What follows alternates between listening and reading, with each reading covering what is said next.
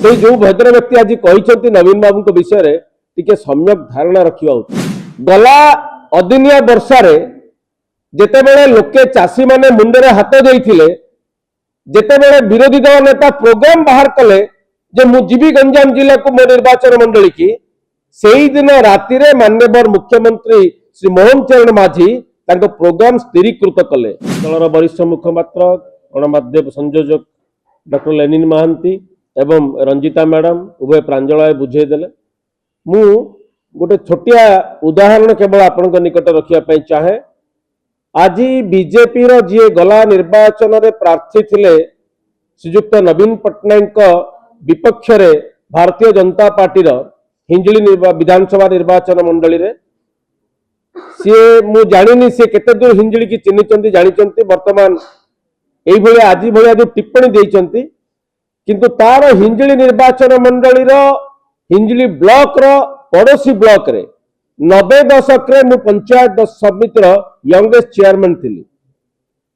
सेतेबेर हिंजली आ आजिर हिंजली भितरे जदि से जो भद्र व्यक्ति आज कहते नवीन बाबू को विषय रे टिके सम्यक धारणा रखा उचित। वर्तमान हिंजली गाँ गहली रे प्रत्येक पंचायत रे जो मौलिक सुविधा नहीं एडवांस बेनिफिट लोकों को जो भाया सुविधा सुजोग नवीन बाबू को समय मिली सेटा से जाइकी देखुथिबे किंतु एई भलिया जो मिछ तथ्य लोकों को देकी विभ्रांत करिवार हिंजली वासी सहित नवीन बाबूंकर गोटे भावगत संपर्क जोड़ी होती अच्छी। गला अदिनिया वर्षा जितेबले लोके चाषी माने मुंडे हाथ देते जितेबले विरोधी दल नेता प्रोग्राम बाहर कले जे मु जीवी गंजाम जिला को मो निर्वाचन मंडली की सही दिन राति माननीय मुख्यमंत्री श्री मोहन चरण माझी प्रोग्राम स्थिरीकृत कले। तो आग विरोधी दल नेता जाकि पहुंचवा को कार्यक्रम कला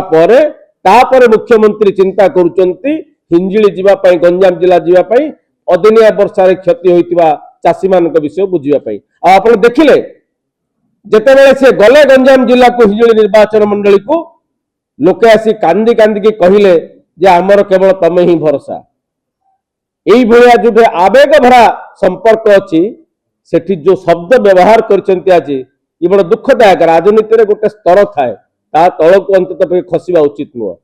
जो शब्द व्यवहार करछंती ताकू किछि गणमाध्यम देखैछंती ये वास्तविक बड़ा दुखदायक।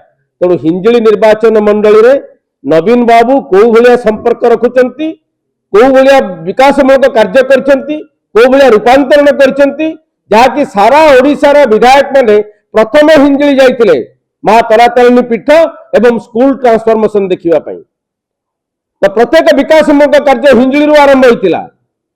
तो सही जगह को ये किछि दिन जाइछंती हिंजली कोन जानि नांती बुझि नांती भल की वर्तमान जाइकी डबल इंजिन सरकार सफलता कहवा बाहन अंत पक्षे आप जहाँ सफलता कहतु विफलता तो किसी देखा जीवनी कौन सफलता कहे किंतु यही भाया तल स्तर को जाकि निम्न मानर मंतव्य क्षांत रुहतु एवं जो गणमाध्यम बंधु मैंने देखा अंत पक्षे आमर गोटे ओपिनियन ने भाया मंतव्य आसूची आपण दल विरुद्ध आपण नेता बोलिकी आम आम मतामत देवु। मु आशा करी जे यही जिनटा समस्त सचेतन हेबे एवं नवीन बाबू भाया महाद्रुम को मंतव्य देला बेले सत्यता कहिबे।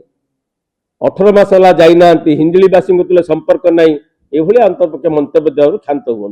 धन्यवाद।